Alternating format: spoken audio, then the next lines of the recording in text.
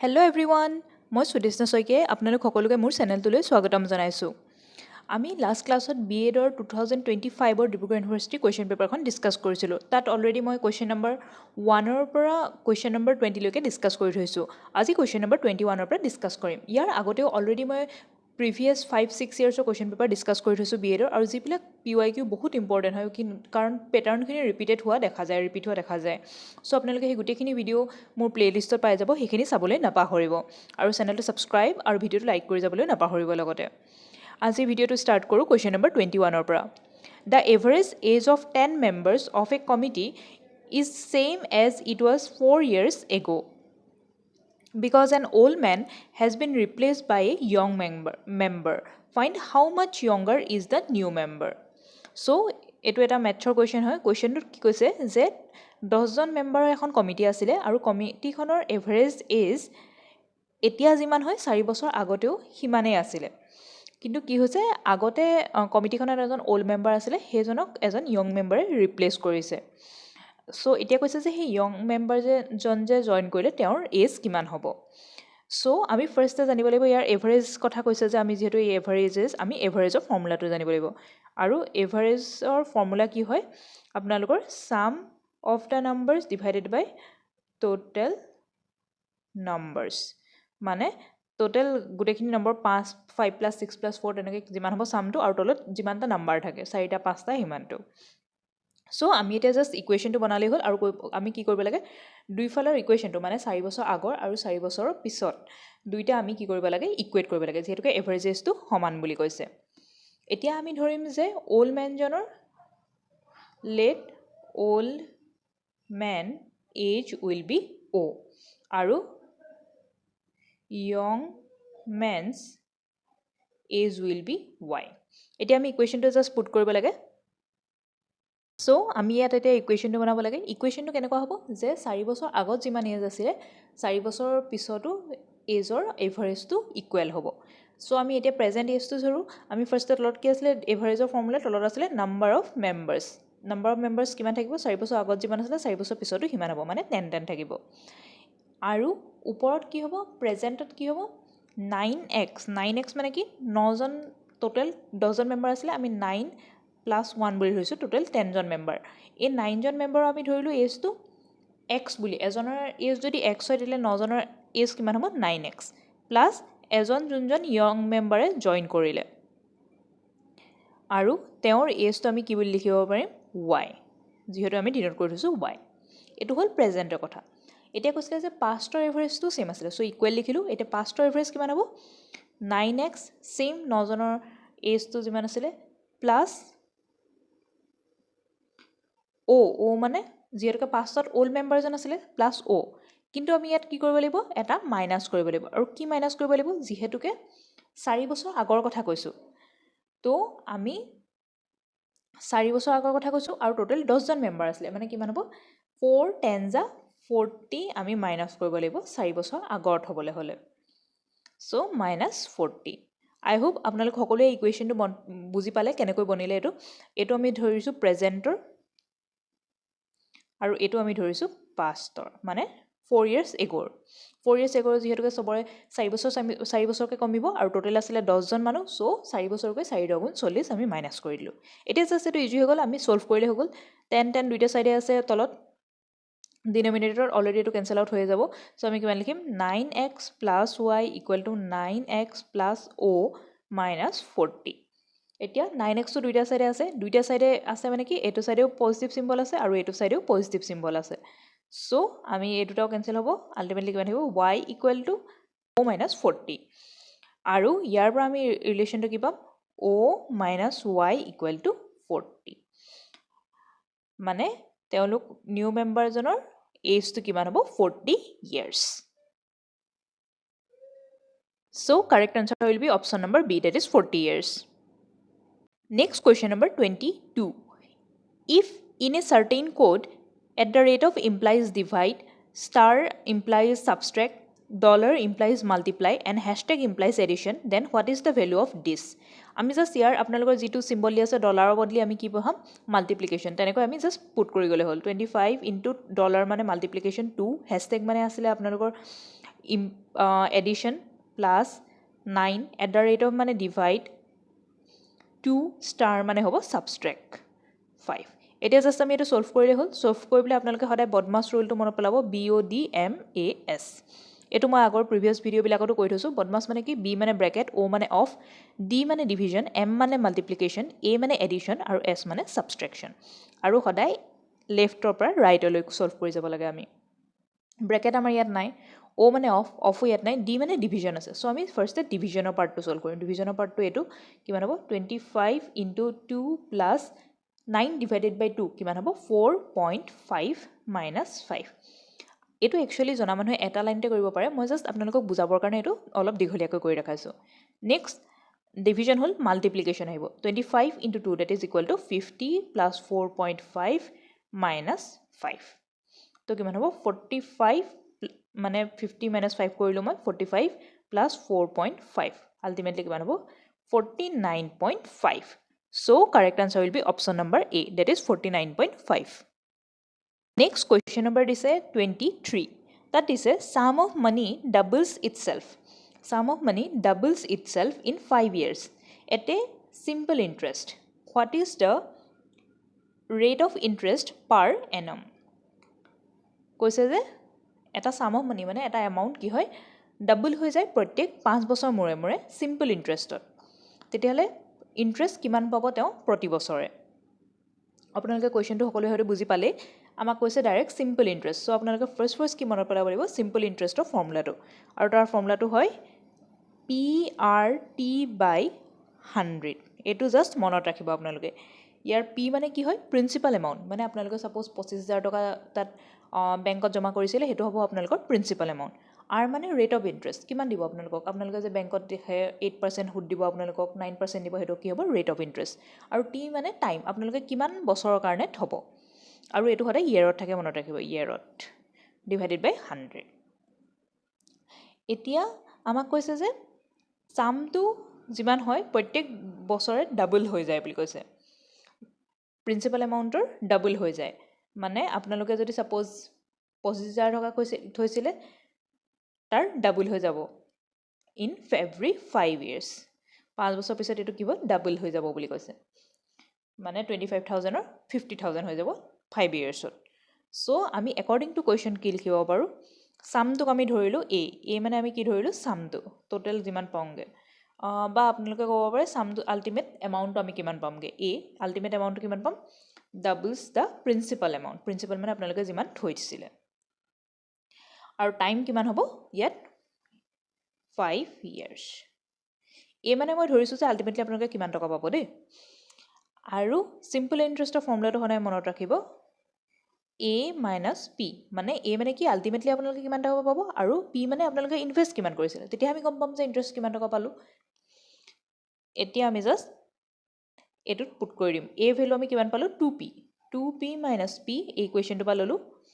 Ultimately p এতিয়া just আমি ইকুৱেশ্যনটো simple interest equal to PRT/100 কৰি দিম p ভ্যালু আমি লিখিম p সিম্পল ইন্টাৰেষ্ট আমি আল্টিমেটলি কিমান পালো ইয়াৰ পৰা p equal to p r মানে আমি কিমান পালো ৰেট অফ ইন্টাৰেষ্ট আমাক দিয়া নাই r বুলি ধৰিলো আৰু টাইম আমাক দিয়া আছিল 5 ডিভাইডেড বাই 100 এতিয়া 5 20 যা 100 আৰু p দুটা সাইডে আছে কেনসেল আউট হৈ যাব আল্টিমেটলি কিমান হ'ব 20% হ'ব ৰেট অফ ইন্টাৰেষ্ট সো তেওঁৰ ৰেট অফ ইন্টাৰেষ্ট কিমান আছিল 20% option number C is correct আপোনালোকে ইয়াৰ কাৰণে কিন্তু এই ফৰ্মুলাটো আপোনালোকে ভালদৰে মনত ৰাখিব সিম্পল ইন্টাৰেষ্টৰ PRT divided by 100 next question number 24 A shopkeeper marks his goods 25% above cost price but allows 10% discount what is his net profit percentage এটো actually profit and loss base question হয় ইয়াত কৈছে যে এজন দোকানীয়ে কি কৰিলে তেওঁৰ দোকানত যিখিনি বস্তু আছে 25% এবভ কষ্ট প্ৰাইচ মানে তেওঁ যিমান টকাত কিনিছিলে তাতকৈ 25% ওপৰত তেওঁ মাৰ্ক মানে বস্তুটোৰ দামটো লিখি দিলে আৰু কি কৰিলে হেটোৰ ওপৰত আকৌ 10% ডিসকাউন্ট দিলে তেতিয়াহলে একচুয়ালি তেওঁ কিমান প্ৰফিট কৰিলে সুধিছে ইয়াত সদায় মনত ৰাখিব আপোনালোকৰ তিনটা টাৰ্ম আহিব কষ্ট price mark price and selling price কষ্ট প্ৰাইচ মানে তেওঁৰ একচুৱেলি কিমান খৰচ হৈছিলে আৰু মাৰ্ক প্ৰাইচ মানে তেওঁ কিমান লেবেলিং কৰিছিলে কিমান টকাত বিকিব বুলি আৰু চেলিং প্ৰাইচ মানে একচুৱেলি তেওঁ কিমান টকাত বিকিলে এতিয়া কষ্ট প্ৰাইচ আমি যিহেতুকে নাজানো আমি ধৰি ল'ম 100 এতিয়া মাৰ্ক প্ৰাইচ কি বুলি কৈছে marked his goods above 25% of কষ্ট প্ৰাইচ মানে 25% বেছি এতিয়া 100ৰ 25% বেছি হ'লে কিমান হ'ব 125 আৰু 10% আকৌ ডিছকাউণ্ট দি দিলে বুলি ক'লে এতিয়া 125 যোনটো মাৰ্ক প্ৰাইচ কৰিছিলে তাৰ পৰা 10% ডিছকাউণ্ট দিলে তেতিয়াহ'লে চেলিং প্ৰাইচটো কিমান হ'ব ফাৰ্ষ্ট উলিয়াব লাগিব মনত ৰাখিব ডিছকাউণ্ট সদায় দিয়ে মাৰ্ক প্ৰাইচৰ ওপৰত আৰু ডিছকাউণ্ট দিয়ে এই বস্তুটো আপোনালোকে মনত ৰাখিব ডিছকাউণ্ট দিয়ে সদায় মাৰ্ক প্ৰাইচৰ ওপৰত আৰু প্ৰফিট বা লছ হয় আপোনালোকৰ কষ্ট প্ৰাইচৰ বেচিছত কষ্ট আৰু চেলিং প্ৰাইচৰ ওপৰত চ' এতিয়া 10% ডিছকাউণ্ট দিলে আমি উলিয়াম এতিয়া 125ৰ 10% কিমান হয় আমি কেনেকৈ উলিয়াম 125ৰ 10% আছে যে ডিভাইড কৰিম 100 তেতিয়া আমি ভেলুটো পাম এতিয়া 0 কেঞ্চেল আউট হ'ল 5 to the 10 5 to the 10 5 5 the 25 আকৌ 2 যদি আমি 25ক কাটো কিমান হ'ব 12.5 চ' আমি এইটো কিমান হ'ব আল্টিমেটলি 12.5 মানে 125 minus 12.5 মানে ইমান টকা আমি তেওঁক ডিছকাউণ্ট দিলে তেতিয়া কিমান হ'ব আল্টিমেটলি 112.5 ৰুপিজত তেওঁ চেল কৰিলে এতিয়া আমাক সুধিছে যে একচুৱেলি তেওঁৰ নেট প্ৰফিট কিমান মনত ৰাখিব নেট প্ৰফিট উঠিছে এতিয়া মই কি কৈছিলোঁ প্ৰফিটটো কিহৰ ওপৰত বেছ কৰি ওলাব কষ্ট প্ৰাইচৰ ওপৰত কষ্ট প্ৰাইচ আছিলে 100ৰ পৰা 112.5 হ'ল তেতিয়াহ'লে তেওঁৰ আল্টিমেটলি প্ৰফিট কিমান হ'ল আপোনালোকে চবেই দেখিব পাৰিছে কিমান হ'ব 12.5% প্ৰফিট হ'ব option number B is correct so' মনত ৰাখিব ডিছকাউণ্ট সদায় মাৰ্ক প্ৰাইচৰ ওপৰত আৰু প্ৰফিট বা লষ্ট কষ্ট প্ৰাইচ আৰু চেলিং প্ৰাইচৰ ওপৰত বেছ কৰি হ'ব next question number 25 a train crosses a pole in 15 second and a 200 meter long platform in 25 seconds. What is the length of the train? কৈছে যে এখন ট্ৰেইন গৈ আছিলে আৰু ট্ৰেইনখনে এটা প'ল আছিলে এডোখৰতে ছাপ'জ এটা প'ল আছিলে প'লটো 15 ছেকেণ্ডত ক্ৰছ কৰি ল'লে আৰু এটা প্লেটফৰ্ম আছে সেই গোটেই প্লেটফৰ্মটো 25 ছেকেণ্ডত ক্ৰছ কৰিলে এই প্লেটফৰ্মটো ছাপ'জ এইটো 25 ছেকেণ্ডত ক্ৰছ কৰিলে তেতিয়াহ'লে সুধিছে যে একচুৱেলি মে এই ট্ৰেইনখনৰ লেন্থটোনো কিমান হয় সুধিছে আমাক এতিয়া আমাক যিহেতু টাইম দিয়া আছে আৰু লেন্থটো দিয়া আছে আপোনালোকে সদায় মনত ৰাখিব স্পীডৰ ফৰ্মুলাটো চ' আমি জানো যে স্পীডৰ ফৰ্মুলাটো কি speed equal to distance divided by time কাৰোবাৰ যদি মনতো নাই এই ফৰ্মুলাবিলাক নোট কৰি যাব এখন এক্সট্ৰাকৈ কপি ল'ব আৰু এই ফৰ্মুলাবিলাক লিখি যাব এতিয়া আমি যিহেতুকে স্পীডটোও নাজানো স্পীডটো আমি ধৰি ল'লোঁ V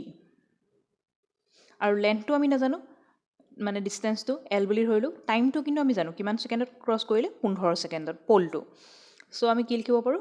15 V equal two L এইটো আমি পালোঁ ফাৰ্ষ্টটো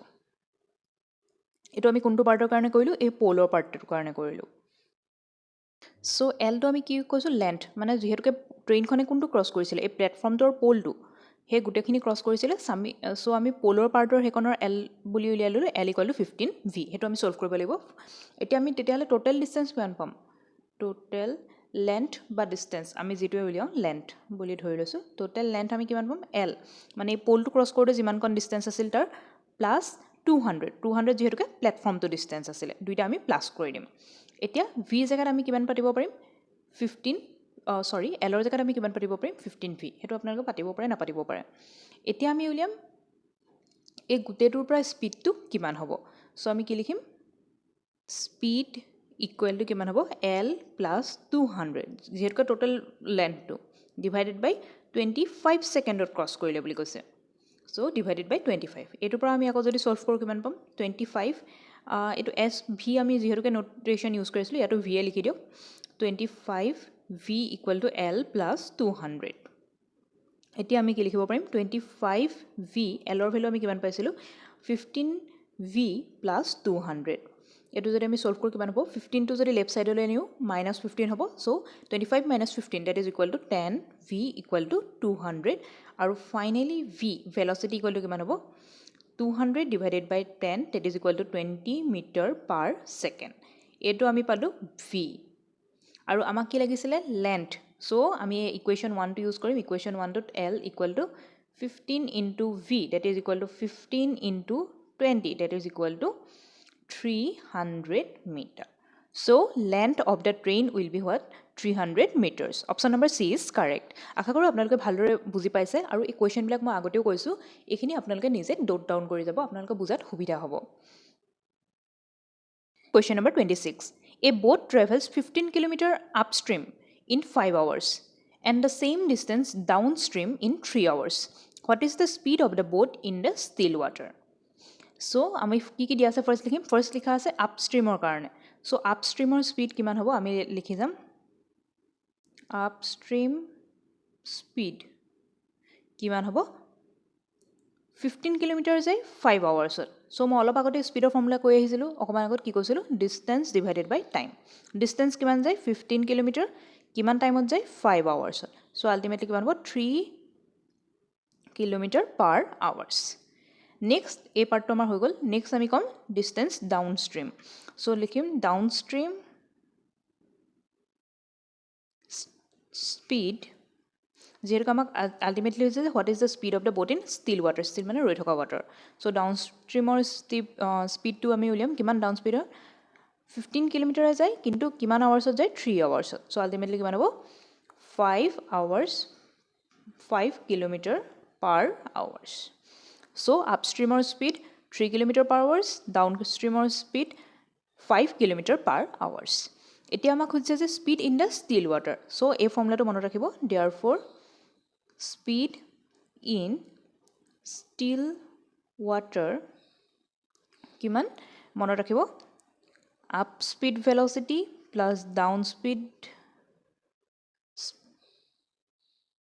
ভেলচিটি ডিভাইডেড বাই 2, মানে ভেলচিটি অফ দ্য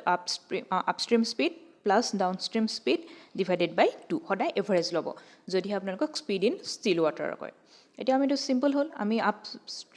আপষ্ট্ৰীমৰ স্পীড জানো 3 কিলোমিটাৰ পাৰ আৱাৰ্ছ, ডাউনষ্ট্ৰীমৰ জানো 5 kilometre per hours divided by 2, that is equal to 8/2 which is equal to 4 kilometre per hours. So' option number D will be correct. আপোনালোকে just এই ফৰ্মুলাটো মনত ৰাখিব। Next question number 27, এইটো এটা ষ্টেটমেণ্ট বেছ কুৱেশ্যন হয়। ষ্টেটমেণ্টটো দিছে statement 1, all the schools in the area had to be kept closed for the most days of the week. Statement 1 নম্বৰটো কৈছে যে সকলোবিলাক স্কুল কেইদিনমানৰ কাৰণে বন্ধ ৰাখিবলগীয়া হৈছে, মানে বহুত দিনৰ কাৰণে বন্ধ কৰি ৰাখিবলৈ কৈছে এটা উইকত। ষ্টেটমেণ্ট 2টো দিছে many parents have withdrawn their children from their local schools. নেক্সটটোত কৈছে আকৌ বহুত পেৰেণ্টছে গাৰ্জেনছে কি কৰিছে নিজৰ ল'ৰা ছোৱালীবিলাক লোকেল স্কুলৰ পৰা উলিয়াই আনিছে, উইথড্ৰ কৰি আনিছে। চ' কৈছে যে অপশ্যনত আছে statement 1 is the cause and statement 2 is the effect. কৈছে যে ষ্টেটমেণ্ট 1টো কজ হয়, যিটো কাৰণে ষ্টেটমেণ্ট 2টো হৈছে যে বন্ধ থাকে কাৰণে উলিয়াই আনিছে লোকেল স্কুলৰ পৰা। ছেকেণ্ডটো কৈছে both statement 1 and 2 are independent, দুইটা ইণ্ডিপেণ্ডেণ্ট কজেছ বুলি কৈছে। আৰু থাৰ্ডটো দিছে both the statement 1 and 2 are the effects of independent causes, and ডিটো কৈছে both the statement 1 and 2 are the effects of the same common causes. So' মনত ৰাখিব ইয়াৰ কাৰেক্ট আনচাৰটো হ'ব option number C, both the statements 1 and 2 effect of the independent causes, মানে দুইটা কিবা বেলেগ বেলেগ কাৰণতো হ'ব পাৰে, কাৰণ আমি মেনশ্যন নাই, দুটাৰ মাজত একো লিংক আমি বিচাৰি পোৱা নাই। ইয়াত আমাক কৈছে লোকেল স্কুলছ আৰু ইয়াত কৈছে মষ্ট অফ দ্য স্কুলছ। চ' আমি গম নাপাওঁ যে লোকেল স্কুলৰ কথা কৈছে নে অল অফ দ্য স্কুলৰ কথা কৈছে, কি কৈছে আমাৰ ৰিলেশ্যন আছে। চ' ইণ্ডিপেণ্ডেণ্ট কজৰ কাৰণে দুইটা ইফেক্ট হয়। নেক্সট দিছে question number 28, in the following figure triangle ৰিপ্ৰেজেণ্টছ girls. কৈছে যে ট্ৰাইংগলছে গাৰ্লছ ৰিপ্ৰেজেণ্ট কৰে, ৰেক্টেংগল ৰিপ্ৰেজেণ্টছ প্লেয়াৰ্ছ, ৰেক্টেংগুলে ৰিপ্ৰেজেণ্ট কৰে players, and circle represent coaches. Which part of the diagram ৰিপ্ৰেজেণ্টছ the girls who are the players but not coaches. কৈছে যে কোনটো ইয়াৰ ডায়েগ্ৰামৰ কোনটো পাৰ্টে represent কৰে যে গাৰ্লছ যোনবিলাক খেলুৱৈও হয় কিন্তু তেওঁলোক কোচ নহয়। চ' আমি ফাৰ্ষ্ট চাব লাগিব গাৰ্লছৰ পাৰ্ট কোনটো আছিলে, এইটো গাৰ্লছৰ পাৰ্ট ট্ৰাইংগলটো, প্লেয়াৰ্ছৰ পাৰ্ট ৰেক্টেংগলটো। চ' গাৰ্লছবিলাক প্লেয়াৰ হয় বুলি কৈছে। চ' আমি এইডোখৰত 3টা অপশ্যন পাইছোঁ কিউ, আৰ এণ্ড এছ, কিন্তু কৈছে যে তেওঁলোক কোচ নহয়। কোচৰ কাৰণে আছিলে চাৰ্কলটো। চ' চাৰ্কলটো নাইকিয়া হৈ গ'ল, চাৰ্কলটো নাইকিয়া হৈ যোৱাৰ লগে লগে আৰটো গুচি গ'ল, আল্টিমেটলি কি থাকিলে Q. So' correct answer will be কি হ'ব Q, option number B is correct. যিহেতুকে এছটো অকল প্লেয়াৰ আছিলে, গাৰ্লছ নাছিলে, কিউটো প্লেয়াৰ্ছো আছিলে গাৰ্লছো আছিলে কিন্তু কোচ নাছিলে, আৰু আৰটো আকৌ প্লেয়াৰ্ছো আছিলে গাৰ্লছো আছিলে আৰু কোচো আছিলে। চ' আৰটো নহয় কিউটো হ'ব। নেক্সট কুৱেশ্যন নম্বৰ 28 ইয়াত দিছে 28 নহয় সৰি 29 ইয়াত দিছে যে in a certain code if tree is coded as 7100 ট্ৰীটো কৈছে কোড কৰিছে 7100 and frog is coded as 2159 then how is free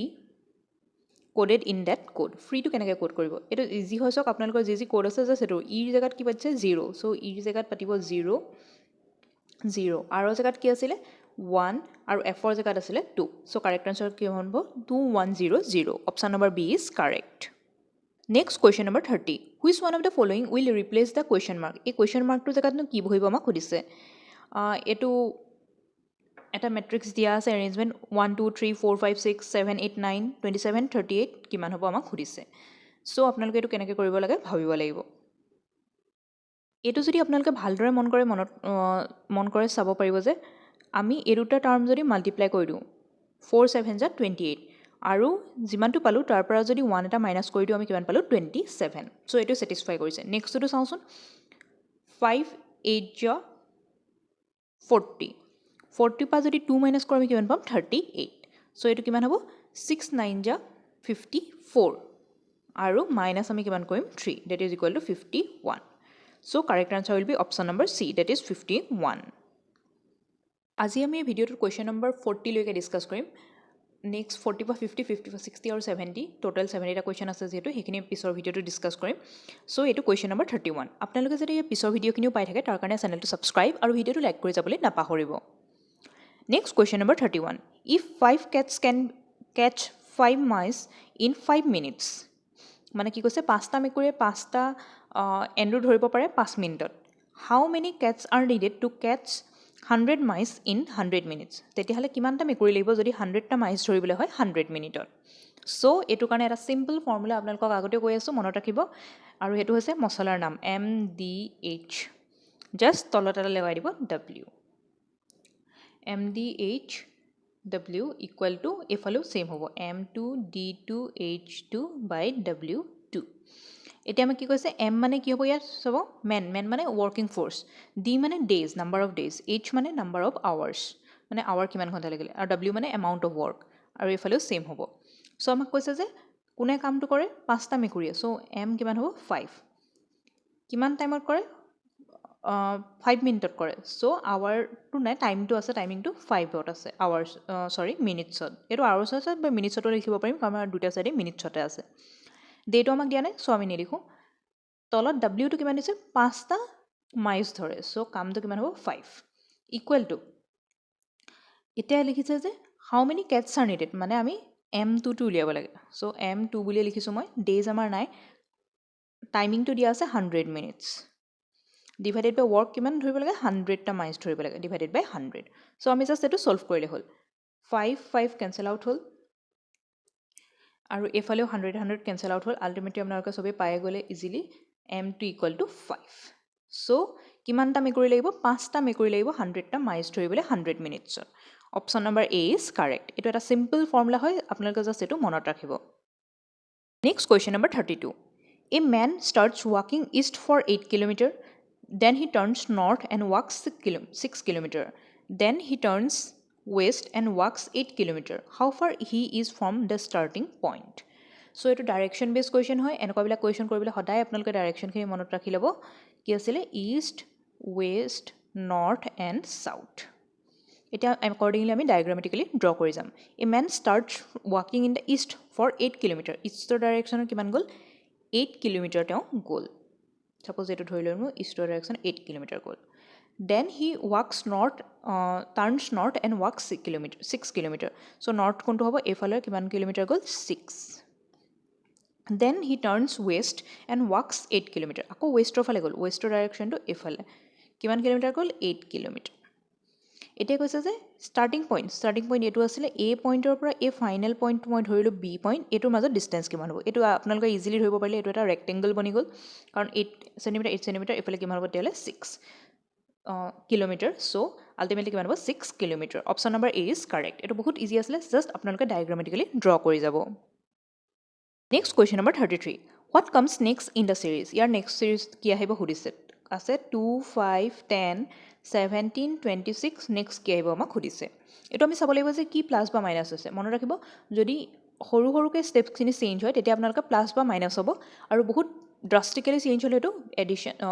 multiplication বা ডিভিজন হ'ব এতিয়া আমাৰ এইটো বহুত ড্ৰাষ্টিকেলি চেঞ্জ নাই হোৱা চ' আমি এডিশ্যন বা ছাবষ্ট্ৰেকশ্যন কৰি চাম ছাবষ্ট্ৰেকশ্যনটো নাই হোৱা চ' এডিশ্যন কৰি চাম 2 plus 3 equal to 5. 5 plus 5 equal to 10. And 10 plus 7 equal to 17. 17 plus 9 equal to 26. মনত পৰিলে মই এইটো কি হৈছে একচুৱেলি অড নাম্বাৰছখিনি লৈ গৈছে 3 5 7 9 তেতিয়াহ'লে নেক্সটটো কি হ'ব 11 চ' 26 plus 11 which is equal to 37. So correct answer কিমান হ'ব 37. Option number C is correct. এই কুৱেশ্যনখিনি আপোনালোকৰ প্ৰেক্টিছৰ ওপৰত ডিপেণ্ড কৰে চ' আপোনালোকে লগে লগে লিখি গ'লে এইখিনি প্ৰেক্টিছো হৈ যাব আৰু আপোনালোকৰ নিজৰ মনত ৰাখি যাব next question number 34 X introduces Y saying she is the wife of the grandson of the only son of my grandmother. How is Y related to X? এইটো শুনিবলৈ অলপ কনফিউজিং লাগিছে চ' এইটোতো আপোনালোকে সদায় ফেমিলি ট্ৰী ড্ৰ কৰি যাব চ' কি কৈছে যে এক্সে ইণ্ট্ৰডিউচ কৰিছে কাক ইণ্ট্ৰডিউচ কৰিছে ৱাইক কি বুলি কৈছে চি ইজ দ্য চি বুলি কৈছে ৱাই চি বুলি কৈছে মানে তেওঁ কি হয় লেডিজ হয় আৰু মনত ৰাখিব মই প্লাছ চিম্বলটো ইউজ কৰোঁ মেইলৰ কাৰণে আৰু নিগেটিভ চাইনটো ইউজ কৰোঁ ফিমেলৰ কাৰণে জাষ্ট এইটো আমি নটেশ্যন যাতে মোৰ খেলি মেলি নহয় পিছত চ' ৱাই কি বুলি ক'লে C is the wife so' female হ'ব কাৰ ৱাইফ বুলি কৈছে গ্ৰেণ্ডছন কাৰোবাৰ গ্ৰেণ্ডছন হয় কাৰ হৈছে grandson of the only son কাৰোবাৰ অনলি ছনৰ কাৰ অনলি ছনৰ অফ মাই গ্ৰেণ্ড মাদাৰ তেওঁৰ মানে এক্সৰ গ্ৰেণ্ড মাদাৰৰ অনলি ছনৰ ৱাইফ হয় বুলি কৈছে চ' আল্টিমেটলি আমি ৰিলেশ্যনটো দেখি পাই গ'লোঁ তেতিয়াহ'লে আমাক সুধিছে যে how Y is related to X Y আৰু এক্সৰ মাজত ৰিলেশ্যন কি হয় সুধিছে চ' কি হ'ব একচুৱেলি ৱাই যিহেতুকে ফিমেল আছিলে আৰু তেওঁ কাৰ লগত ৰিলেটেড আছিলে তেওঁৰ হাজবেণ্ড ফেমিলিৰ লগত তেওঁ ৰিলেটেড চ' কি হ'ব sister in law option number B is correct next question number 35 ইয়াত কৈছে যে if A equal to 1 B equal to 2 Z equal to 26 what is the sum of the letters D O' G A 1 B 2 তেনেকৈ denote কৰি যাব তেতিয়াহ'লে যদি আপোনালোকে D লৈকে পায়গৈ ডি হ'ব কি A B C D 1 2 3 4 so' D value কিমান হ'ব 4 তেনেকৈ অ' ভেলু কিমান হ'ব 15 আৰু জি ভেলু হ'ব 7 এইকেইটা জাষ্ট প্লাছ কৰি দিলেই হৈ গ'ল 4 plus 15 plus 7 চ' আল্টিমেটলি কিমান পাম 26 চ' কাৰেক্ট আনচাৰ কিমান হ'ব option number B that is 26 এইটো বহুত ইজি কুৱেশ্যন আছিলে স্ক'ৰ কৰিবলৈ বহুত ভাল next question number 36 fill in the blanks with the correct sequence দিবলৈ কৈছে ফাৰ্ষ্ট এইটো চিম্বল দিছে নেক্সট তিনিটা এনেকৈ আছে নেক্সট আকৌ ডাব্লিউ টাইপ দিছে তেতিয়াহ'লে নেক্সটটো আকৌ কি হ'ব গোটেইখিনি ওপৰ ছাইডেই হ'ব আৰু আমাক সুধিছিলে এইটোৱেই চ' কাৰেক্ট আনচাৰ হ'ব option number C next question number 37 ইয়াৰ পৰা ইংলিছ ছেকশ্যনটো ষ্টাৰ্ট হৈছে আৰু মই বহুতেই দেখিছোঁ যে কমেণ্ট ছেকশ্যনত মোক সকলোৱে ইংলিছৰ ক্লাছ ল'বলৈ কৈ আছে মই ইংলিছৰ ক্লাছ আনিবলৈ চেষ্টা কৰিম খালি অলপ সময় লাগিব যিহেতুকে মই আপোনালোকৰ এক্সামৰ আগে এটা কনচাইজ কৰি ভিডিঅ' লৈ আনিম খালি তাৰ কাৰণে আপোনালোকে চেনেলটো ছাবস্ক্ৰাইব আৰু ভিডিঅ'টো লাইক কৰি যাবলৈ নাপাহৰিব next question number 37 he identified a part of speech identify কৰিবলৈ গৈছে of the underline word in the sentence below' he কুইকলিটো আণ্ডাৰলাইন হৈ আছে একচুৱেলি আণ্ডাৰলাইন হোৱা নাছিলে ইয়াত কাৰ্লি ফ্ৰণ্টত লিখা আছিলে কুইকলি ৰেন টু দ্য ষ্টেচন এতিয়া কৈছে যে কুইকলিটো কি হয় একচুৱেলি নাউন ভাৰ্ভ এডজেক্টিভ এডভাৰ্ভ চ' ইয়াৰ কাৰেক্ট আনচাৰ কি হ'ব কুইকলিটো হয় এডভাৰ্ভ আৰু এডভাৰ্ভ কি হয় আপোনালোকে ইয়াতে জানি থওক কিবা একশ্যনটো কেনেকৈ পাৰফৰ্ম কৰা হৈছে সেইটো আমি যদি বুজাওঁ তাক আমি কি বুলি ক'ম এডভাৰ্ভ চ' এডভাৰ্ভৰ মিনিংটো কি হাউ একশ্যন ইজ পাৰফৰ্মড মানে কামটো কেনেকৈ ৱাজ পাৰফৰ্ম বা ইজ পাৰফৰ্মড চ' কামটো কেনেকৈ হ'ল সেইটো যদি বুজোৱা হয় সেইটোক আমি কি বুলি কওঁ এডভাৰ্ভ এতিয়া কুইকলি মানে কি বহুত সোনকালে দৌৰিবলৈ সেইটো আমাৰ কি হয় কামটো কেনেকৈ কৰিলে বুজাইছে চ' আমি হ'ব এডভাৰ্ভ নাউনটোতো জানেই আপোনালোকে সকলোৱে নাম বুজা বস্তুটোক নেক্সট কুৱেশ্যনটো দিছে question number 38 find out the synonyms of underline word synonym মানে মনত ৰাখিব কি চিমিলাৰ মিনিঙৰ এণ্টিনম মানে আকৌ তাৰ অপজিট মিনিঙৰ the president and the president elect committee to staying in touch over the next several weeks and agreed their prospective teams would continue to work together to effectuate the smooth transition. এতিয়া effectuate টো ইটালিকত আছে so এটোৰ আমি synonym উলিয়াব লাগে effectuate. So ইয়াৰ correct answer কি হ'ব abandon, prepare, vanish, accomplish. So ইয়াৰ কাৰেক্ট আনসাৰ কি হ'ব actually accomplish. Option number D is correct. accomplish মানে কি কিবা এটা বিচাৰিছে যে এটো ভালদৰে হৈ যাওক কামটো. abandon মানে কি পেলাই দিয়ে, এটো পেলাই দিবটো নিবিচাৰে, স্মুথ ট্ৰানজিশন কৰিব বিচাৰিছে, সো কি হ'ব accomplish. Next question number 39. Identify the part of speech of the underlying word. However to italic আছে so a to আমি উলিয়াব লাগে এটো কি হয় adjective, adverb, article, conjunction. আমি পিছৰখিনি নপঢ়িলেও আমি গম পালো ইটালিকত আছে however to আমি however to কি হয় ক'ব লাগে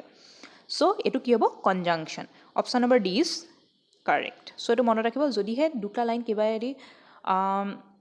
কানেক্ট কৰে বা কিন্তু কন্ট্ৰাডিক্টৰি আইডিয়া ফলো কৰে সো এটো আমি কি বুলি কওঁ কনজাংশন দুইটাৰ লগত কিবা এটা ৰিলেশন আছে but contradictory relation so it is conjunction. Next question number 40. Identify the figure of speech. The moonlight dance on the water. So এটো কি হয় সুধিছে simile, metaphor, metonymy and personification. So year correct answer কি হ'ব personification. Option number D is correct. যদি so এটো কি হয় জাস্ট আমি যদি কিবা এটা বস্তু বহুত ধুনীয়াকৈ বুজাব বিচাৰোঁ কবিসকলে যেটো ইউজ কৰে পয়েটছবিলাকে সো এটো আমি কি বুলি কওঁ পাৰ্চনিফিকেশ্যন. সিমিলি আকৌ কি হয় কম্পেয়াৰ কৰে দুটা বস্তু কম্পেয়াৰ কৰিলে আমি কি কওঁ সিমিলি. বাকি দুটা কি হয় মেণ্টনেমি আৰু মেটাফৰ এই দুটা আপোনালোকে শুনিয়ে থাকে মেটাফৰ সো এই দুটাৰ মিনিংটো কি মোক আপোনালোকে কমেণ্ট ছেকশ্যনত জনাব আৰু এইটো আপোনালোকৰ হোমৱৰ্ক থাকিল আপোনালোকৰ নিজৰ ৰিভিজন হ'ব একচুৱেলি. নেক্সট কুৱেশ্যন নম্বৰ 41 এইটো পেজতে আছে সো মই এইটো কৰি দিওঁ আজিৰ কাৰণে. Choose the correctly punctuated sentence. So punctuated sentence কোনটো হ'ব ইয়াত সুধিছে ইয়াত তিনিটা একচুৱেলি ইটছৰ অলপ খেলি মেলি আছে ইটছটোত কিছুমানত কমা আছে কিছুমানত কমা নহয় সো ইয়াৰ কাৰেক্ট আনচাৰ কি হ'ব মই আনচাৰটো কৰিছোঁ ডাইৰেক্ট অপশ্যন নম্বৰ বি টো কাৰেক্ট হ'ব. It's not the books that make the man. এটো মানে কি হ'ব it is not the book. এটো ইটছৰ মিনিং কি হ'ব it is not the books that make the man. আজি ভিডিঅ'টোৰ কাৰণে ইমান আছিল. কুৱেশ্যন নম্বৰ 42 পৰা আমি নেক্সট ভিডিঅ'ত ডিছকাছ কৰিম. আপোনালোকে যাতে ভিডিঅ'খিনি অতি সোনকালে পায় তাৰ কাৰণে খালি চেনেলটো ছাবস্ক্ৰাইব আৰু ভিডিঅ'টো লাইক কৰি যাবলৈ নাপাহৰিব আৰু কিবা যদি ডাউট থাকে মোক কমেণ্ট ছেকশ্যনত জনাব. Thank U.